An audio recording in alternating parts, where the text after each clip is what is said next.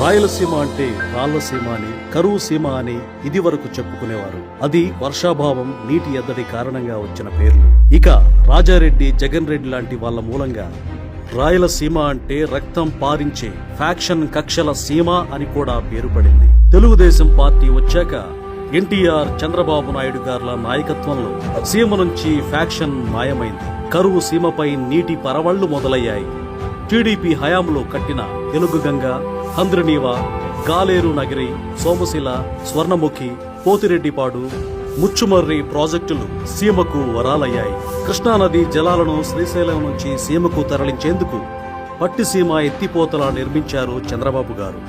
అవును, టన్నెల్ ద్వారా గండికోట, మైలవరం, చిత్రావతి, పైడిపాలెం జలాశయాలకు జలకళ తెచ్చారు. ముచ్చుమర్రి ఎత్తిపోతల, పలకుర్తి ఎత్తిపోతల ప్రాజెక్టులు నిర్మించింది చంద్రబాబు గారే. పులివెందులకు సాగునీరిచ్చింది చంద్రబాబు గారే. కూటమి ప్రభుత్వం వచ్చాక రాయలసీమను రతనాల సీమను చేస్తానని మాటిచ్చారు చంద్రబాబు గారు. అదేవిధంగా మంత్రి నారా లోకేష్ యువగళం పాదయాత్ర సమయంలో రాయలసీమ డిక్లరేషన్ పేరిట కొన్ని హామీలు ఇచ్చారు. గత 2 ఏళ్లుగా తామిచ్చిన హామీలను ఆ ఇద్దరూ అమలు చేసి చూపిస్తున్నారు. మొదటిగా తెలుగువారి ఇలవెల్పు శ్రీ వెంకటేశ్వరుడు కొలువై ఉండే తిరుమల క్షేత్రాన్ని పునర్వ్యవస్థీకరించి క్షేత్ర పవిత్రతను కాపాడేందుకు చంద్రబాబు గారు మొదటి ప్రాధాన్యత ఇచ్చారు. సాగునీటి ప్రాజెక్టులు. గతంలో జగన్ 102 ప్రాజెక్టులను పడకేయించి సీమలో కరువును తిష్టవేసేలా చేశాడు. అలాంటిది కూటమి ప్రభుత్వం వచ్చాక 2 ఏళ్లలో సీమలోని సాగునీటి ప్రాజెక్టులకు 12,484 కోట్లు ఖర్చు చేసింది. 2026-27 బడ్జెట్లో కూడా 10,000 కోట్లు కేటాయించింది. హంద్రనీవాకు 3,873 కోట్లు ఖర్చు చేసి రాయలసీమ చివరి భూభాగాలకు కూడా కృష్ణా జలాలను అందిస్తున్నారు. కూటమి ప్రభుత్వం వచ్చిన మొదటి 100 రోజుల్లోనే హంద్రనీవా ప్రధాన కాలువ విస్తరణతో పాటు కుప్పం, పుంగనూరు బ్రాంచి కాలువల లైనింగ్ పనులు పూర్తి చేశారు. రాయలసీమ నీటి అవసరాల కోసం శ్రీశైలం రిజర్వాయర్ నుండి రికార్డు స్థాయిలో మల్యాల ఎత్తిపోతల ద్వారా 52 టీఎంసీల నీటిని ఎత్తిపోశారు. రాయలసీమ వ్యాప్తంగా 530 జలాశయాలను నింపి సాగునీటికి ఇబ్బంది లేకుండా చూసుకున్నారు. దీనివల్ల భూగర్భ జలాలు కూడా రీఛార్జ్ అయ్యాయి. 2026లో మూలపల్లి జలాశయం మరియు దానికి ఉన్న 4 అనుబంధ జలాశయాలతో పాటు కళ్యాణి డ్యాంలకు నీవా బ్రాంచ్ కెనాల్ నుండి నీటిని సరఫరా చేసేందుకు ప్రభుత్వం 126 కోట్లను కేటాయించింది. 790 కోట్లతో మడకశిర బ్రాంచ్ కాలువను విస్తరిస్తోంది. గోరుకల్లు, శ్రీశైలం, తుంగభద్ర తదితర సాగునీటి ప్రాజెక్టుల మరమ్మతులకు 610 కోట్లు ఖర్చు చేశారు. వీటన్నిటి వల్ల కర్నూలు, అనంతపురం, సత్యసాయి, అన్నమయ్య, చిత్తూరు, తిరుపతి జిల్లాల్లోని 4 లక్షల ఎకరాల ఆయకట్టుకు సాగునీటి ప్రయోజనాలు కలుగుతాయి. చంద్రగిరి మండలంలో 1154 ఎకరాలు స్థిరీకరించబడతాయి. తిరుపతి, తిరుమల ప్రాంతాలకు తాగునీటి సౌకర్యాలు మెరుగుపడతాయి. వ్యవసాయం. రాయలసీమ మిషన్ పేరుతో 1,00,000 కోట్లతో ఉద్యాన పంటల సాగును అభివృద్ధి చేయబోతోంది కూటమి ప్రభుత్వం. రాయలసీమను ఉద్యాన హబ్బుగా తీర్చిదిద్దే క్రమంలో 90% రాయితీపై డ్రిప్ ఇరిగేషన్ పరికరాలను, మరెన్నో ప్రోత్సాహకాలను ఇస్తోంది కూటమి ప్రభుత్వం. రాయలసీమలో 63% పంటలను మైక్రో ఇరిగేషన్ కిందికి తీసుకొచ్చారు. మైక్రో ఇరిగేషన్లో దేశంలోనే నంబర్ 1గా ఉంది ఆంధ్రప్రదేశ్. జలధార, జలహారతి. కూటమి ప్రభుత్వంలో జలధార, జలహారతి పేరిట రాయలసీమలో నీటి భద్రత కల్పించేందుకు నడుం కట్టారు. ఇప్పుడు ఈ జలధార ప్రాజెక్టు సత్ఫలితాలను ఇస్తూ దేశం దృష్టిని ఆకర్షిస్తోంది. అన్నమయ్య జిల్లానే తీసుకుంటే జిల్లాలో 2025 ఆగస్టు నుంచి డిసెంబర్ నాటికి 8.59 మీటర్ల వరకు భూగర్భ జలాలు పెరిగాయి. ఎండిపోయిన 20,000 బోర్లలో మళ్లీ నీళ్లు వస్తున్నాయి. ప్రతి చెరువు 25 నుంచి 50% నీటితో కళకళలాడుతోంది. తద్వారా ఉద్యాన పంటల సాగు 20,000 హెక్టార్లు అదనంగా పెరిగింది. 5 లక్షల ఎకరాలలో పశుగ్రాసం అందుబాటులోకి వచ్చింది. రోజుకు అదనంగా 1,00,000 లీటర్ల పాల ఉత్పత్తి పెరిగింది. ఒక్క అన్నమయ్య జిల్లా మాత్రమే కాదు, రాయలసీమలోని 20,000 చెరువులను జలధార, జలహారతి పథకం కింద నింపడం జరిగింది. రాయలసీమలో పేదల కోసం ప్రభుత్వ సంక్షేమ పథకాలు.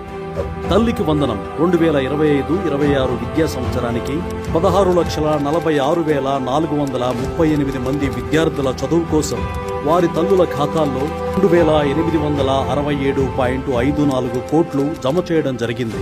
అన్నదాత సుఖీభవ 2025-26లో 3 విడతలు 2026-27లో మొదటి విడత కలిపి ఇప్పటి వరకు 17,35,032 మంది రైతుల ఖాతాల్లో 3,241 కోట్లను జమ చేయడం జరిగింది. ఆటో డ్రైవర్ల సేవలో 2025-26 సంవత్సరానికి గాను 74,184 మంది డ్రైవర్లకు 111.3 కోట్ల ఆర్థిక సాయం అందించడం జరిగింది. మత్స్యకారుల సేవలు ప్రతి ఏటా 2 నెలల వేట నిషేధ కాలంలో జీవన భృతిగా మత్స్యకార కుటుంబాలకు ఇచ్చే ఆర్థిక సాయం కింద గత 2 ఏళ్లలో కలిపి 3,157 మత్స్యకార కుటుంబాలకు 12.01 కోట్లు అందించడం జరిగింది. మౌలిక వసతుల అభివృద్ధి రాయలసీమలో మెరుగైన రోడ్డు రవాణా సౌకర్యాల కోసం 39,058 కోట్లతో 1,441 కిలోమీటర్ల పొడవైన 48 జాతీయ రహదారుల నిర్మాణం జరుగుతోంది. వీటిల్లో గత 2 ఏళ్ల కూటమి ప్రభుత్వ హయాంలో 12,684 కోట్ల ఖర్చుతో 504 కిలోమీటర్ల పొడవైన 16 రహదారుల నిర్మాణం పూర్తయింది. జగన్ హయాంలో నిలిచిపోయిన అమరావతి అనంతపురం గ్రీన్ ఫీల్డ్ ఎక్స్ప్రెస్ వేను తిరిగి పట్టాలెక్కించింది కూటమి ప్రభుత్వం. కడప, కర్నూలు ఎయిర్పోర్ట్ల అభివృద్ధితో పాటు కొత్తగా కుప్పం ఎయిర్పోర్ట్ నిర్మాణానికి సన్నాహాలు చేస్తోంది. కర్నూలులో శాశ్వత హైకోర్టు బెంచ్ ఏర్పాటు ప్రక్రియ వేగవంతమైంది.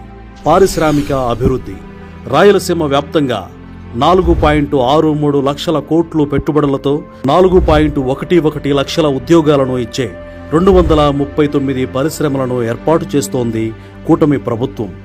డ్రోన్ సిటీ కర్నూలు, అనంతపురం జిల్లాలలో 600 ఎకరాలలో డ్రోన్ సిటీని ఏర్పాటు చేస్తోంది.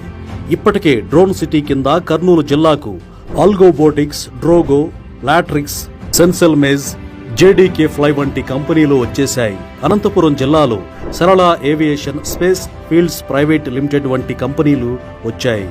Defence city, aerospace and electronics Sathya Sai ADA ఆధ్వర్యంలో aircraft integration and flight testing centre కు ఈ మధ్యనే శంకుస్థాపన చేశారు. 15,800 కోట్ల పెట్టుబడితో 7,500 ఉద్యోగాలను ఇచ్చే ఈ సెంటర్లో ఏఎంసీఏ యుద్ధ విమానాల తయారీ కేంద్రం మరియు రక్షణ, ఏరోస్పేస్ అండ్ డ్రోన్ ఎకోసిస్టమ్ ప్రాజెక్టులు ఉంటాయి. వీటికి అనుబంధంగా 1,00,000 కోట్ల పెట్టుబడులు రావచ్చని అంచనా. ఇదే జిల్లాలో ఇంకా 1,430 కోట్ల పెట్టుబడితో 565 ఉద్యోగాలను ఇచ్చే కేఎస్ఎస్ఎల్ ఎనర్జెటిక్స్, 1,040 కోట్ల పెట్టుబడితో 870 ఉద్యోగాలను ఇచ్చే హెచ్ఎఫ్సిఎల్ ఎలక్ట్రానిక్స్, 510 కోట్ల పెట్టుబడి 1,400 ఉద్యోగాలు ఇచ్చే జేకే మైనీ ఏరోస్పేస్, 1,400 కోట్ల పెట్టుబడితో 800 మందికి ఉద్యోగాలు ఇచ్చే భారత్ ఎలక్ట్రానిక్స్ వారి మిస్సైల్ తయారీ కేంద్రం, 30 కోట్లతో 100 మంది ఉద్యోగులతో ఏర్పాటు చేస్తున్న మినీ రాకెట్ లాంచింగ్ కేంద్రం, ఆస్ట్రోబేస్ స్పేస్ సంస్థ ఇలాంటివి ఎన్నో వస్తున్నాయి. రాయలసీమలో రీసెర్చ్ అండ్ డెవలప్మెంట్ హబ్ను కూడా అభివృద్ధి చేస్తోంది కూటమి ప్రభుత్వం. ఇందులో భాగంగా చిత్తూరు జిల్లాలో 159 కోట్లతో 600 మందికి ఉద్యోగాలను ఇచ్చే పైనీర్ క్లీన్ హంస ఎయిర్ క్రాఫ్ట్ కేంద్రాన్ని నెలకొల్పుతోంది. నంద్యాలలో గ్రీన్ కో ఎనర్జీ 12,000 కోట్ల పెట్టుబడిని పెడుతూ 4,000 మందికి ఉద్యోగాలను ఇస్తోంది. కర్నూలులో ఇండి చిప్ సెమీ కండక్టర్స్ ఎలక్ట్రానిక్స్ సంస్థ 22,976 కోట్ల పెట్టుబడిని పెడుతోంది. 1,241 మందికి ఉద్యోగాలు వస్తాయి. అలాగే జూలై 3న ముఖ్యమంత్రి నారా చంద్రబాబు నాయుడు గారి చేతుల మీదుగా పనులు ప్రారంభిస్తున్న రాయలసీమ ఉక్కు కర్మాగారాన్ని జేఎస్డబ్ల్యూ స్టీల్ సంస్థ 16,350 కోట్ల పెట్టుబడితో ఏర్పాటు చేస్తోంది. ఈ స్టీల్ ఫ్యాక్టరీ వల్ల 2,500 మందికి ఉద్యోగాలు వస్తాయి. శ్రీ సత్యసాయి జిల్లాలో చంద్రబాబు గారు గతంలో తెచ్చిన కియా కార్ల ప్లాంటు 10,560 కోట్ల పెట్టుబడిని 11,000 ఉద్యోగాలను ఇచ్చింది.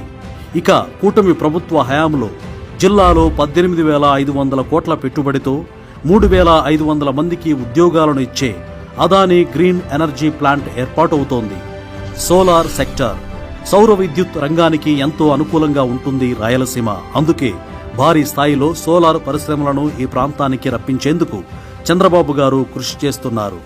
3 ఏళ్లలో 50,000 మెగావాట్ల సోలార్ విద్యుత్ ఉత్పత్తి లక్ష్యంగా సీమలో సోలార్ ప్రాజెక్టులను ఏర్పాటు చేస్తున్నారు.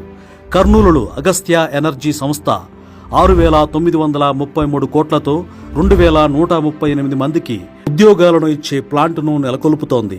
గ్రైడోన్ అనే మరో సంస్థ 3,149 కోట్ల పెట్టుబడిని పెడుతోంది.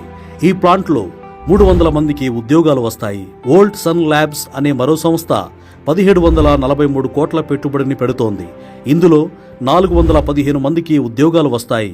కడప జిల్లా జమ్మలమడుగులో SAEL సోలార్ ప్లాంట్లు ఇప్పటికే ప్రారంభమయ్యాయి. ఇతర సంస్థలు పైన చెప్పినవే కాకుండా తిరుపతిలో 2,508 కోట్ల పెట్టుబడితో 3,000 ఉద్యోగాలను ఇచ్చే రాయల్ ఎన్ఫీల్డ్ బుల్లెట్ మోటార్ సైకిళ్ల తయారీ కేంద్రం ఏర్పాటవుతోంది. అదే తిరుపతిలో అపోలో టైర్స్ 4 దశలుగా విస్తరిస్తోంది. ఇందుకు గాను మొత్తం 10,750 కోట్లను పెట్టుబడిగా పెడుతోంది. 3,300 ఉద్యోగాలను ఇస్తోంది. శ్రీ సిటీలో 1000 కోట్లతో క్యారియర్ గ్లోబల్ ప్లాంట్ ఏర్పాటవుతోంది. LG ఎలక్ట్రానిక్స్ ఇప్పటికే వేళ్లూనుకుంది. ఈ మధ్యనే కర్నూలు జిల్లా జొన్నగిరిలో అతిపెద్ద గోల్డ్ మైనింగ్ ప్రాజెక్టును సీఎం చంద్రబాబు గారు ప్రారంభించారు. సత్యవేడులో 750 కోట్ల పెట్టుబడి 4,000 మందికి ఉపాధి అవకాశాలు ఇచ్చే హీరో మోటార్స్ GPCకి జూలై 1వ తేదీన ముఖ్యమంత్రి చంద్రబాబు గారు శంకుస్థాపన చేశారు.